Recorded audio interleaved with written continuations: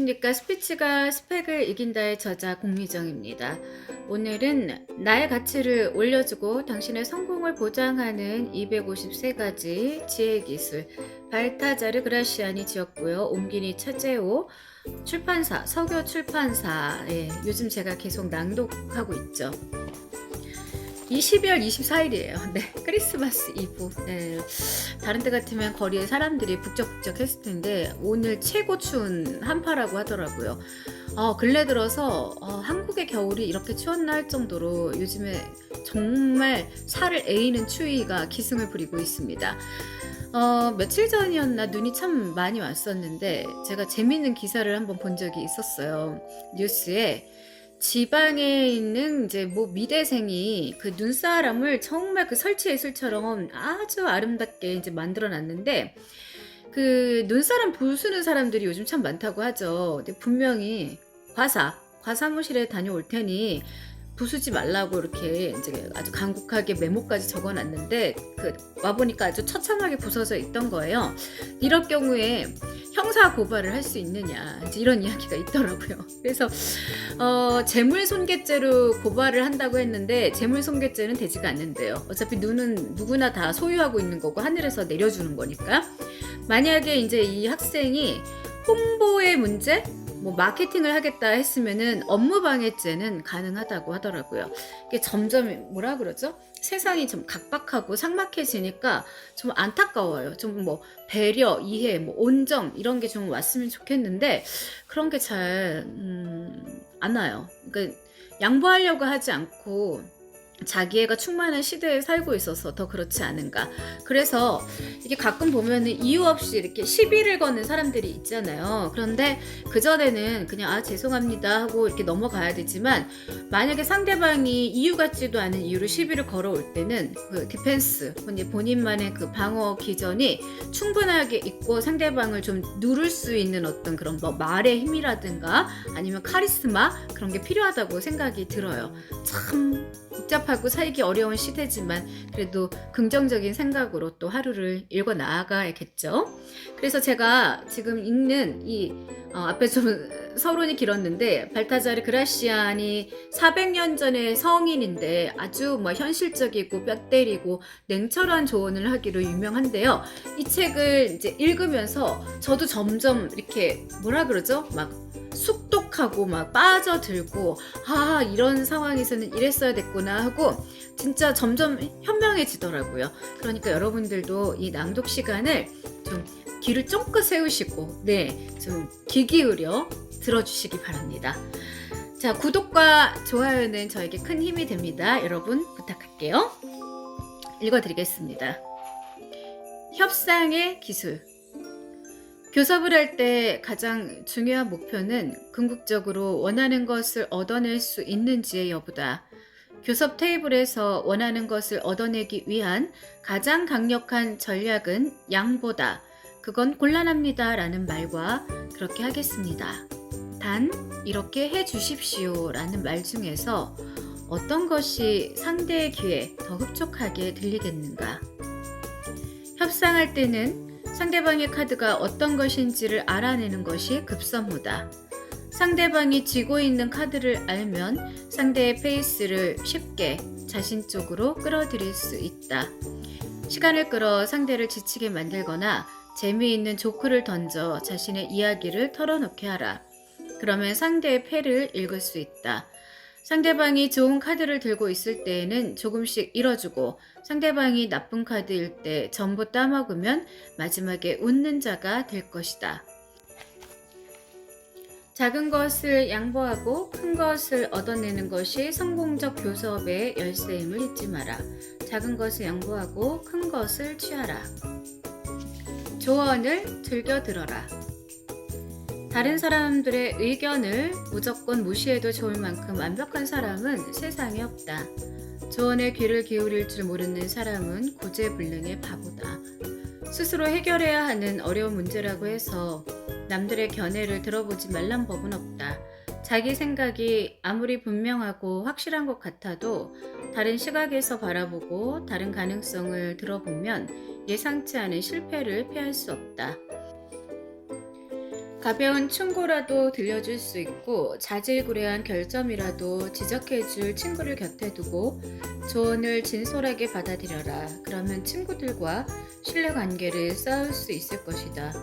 도움이 전혀 필요 없는 사람은 아무도 없다. 항상 의지가 되는 사람들을 마음의 거울로 삼아 자신을 비추어 보고 잘못을 바로잡아라. 하찮은 조언에도 귀를 기울여라. 친구를 사귀는 기술. 친구를 사귀는데도 기술과 배려가 필요하다. 곁에 있어 도움이 되는 친구가 있는가 하면 멀리 떨어져 편지를 주고받음으로써 마음이 통하는 친구가 있다. 말이 잘 통해 함께 무엇인가를 함으로써 즐거움을 나눌 수 있는 친구가 있는가 하면 오래도록 떨어져 있어도 믿음으로 다가오는 친구도 있다. 이렇듯 우정의 방식은 모두가 똑같지 않다. 친구가 인생에서 몇 안 되는 소중한 후원자임을 부정하는 사람은 없다. 그러나 좋은 우정을 유지하는 방법을 아는 사람은 많지 않다. 우정을 유지하는 데 가장 중요한 것은 상대의 장점을 끌어낼 수 있느냐 하는 것이다. 친구의 장점을 북돋아 키워주면 그 보답으로 친구 또한 당신을 성장시키는 데 큰 역할을 담당하게 된다. 그리고 진실하고 선한 마음을 바탕으로 성립하는 협력 관계는 시간이 오래 흘러도 쉽게 변하지 않는다. 우정은 살아가는 힘이 되어준다. 친구가 없는 삶은 버려진 황무지와 같이 척박한 인생이 되게 마련이다. 부족해 보이더라도 한결같은 지지를 보내줄 수 있는 사람을 친구로 삼아라. 술과 마찬가지로 우정도 오래 묵을수록 훌륭한 향기를 머금는다. 포도주와 친구는 오래될수록 좋다. 믿음. 상인들은 자신들이 속일 수도 있다는 점을 잘 안다. 눈앞에서 적지 않은 이익이 오가는 관계에서 항상 초연한 태도를 유지하기란 쉬운 일이 아니기 때문이다. 약간의 매력과 예의만으로 사람들을 포섭하고 자유자재로 주무르는 것이 상업 분야의 특징 아닌가. 보통 사람들이 맺는 관계는 다르다. 상인들 간의 거래처럼 눈에 보이는 이익이 오가는 관계도 아닌데다 꾸준한 노력이 필요하기 때문이다. 일반인 사이의 관계에서는 변함없는 믿음을 심어줄 수 있느냐의 여부가 매우 중요하다.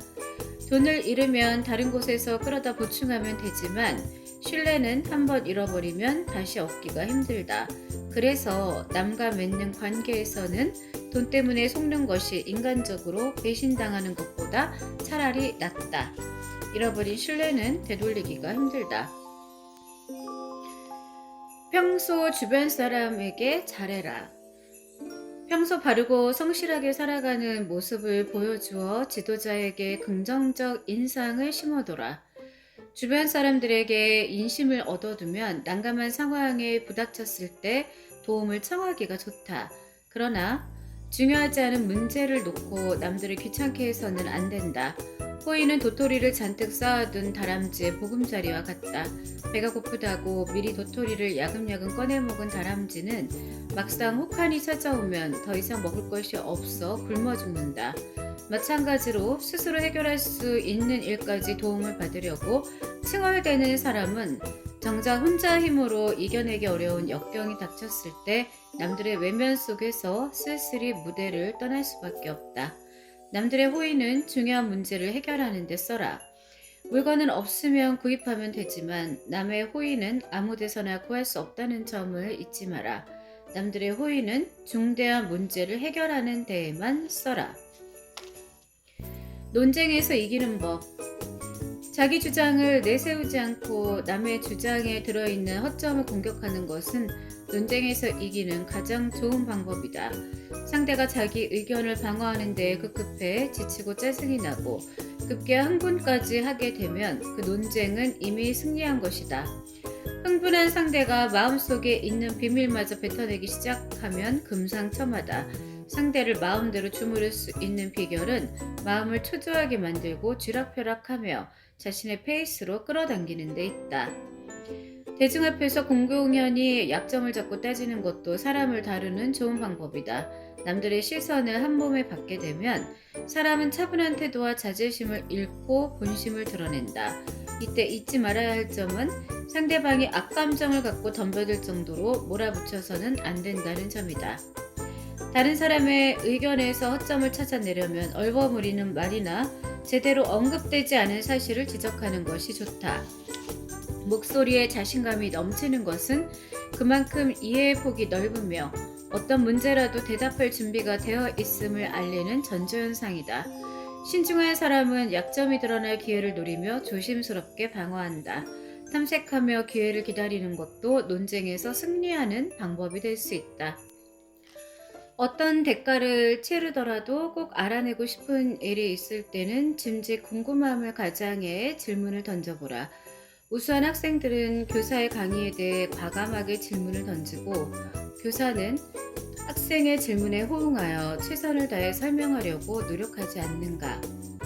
신중한 질문을 던지면 상대는 자신이 함정에 빠져든다는 것을 모르고 온 힘을 다해 설득하려고 했습니다. 상대를 흥분시켜 약점을 공략하라.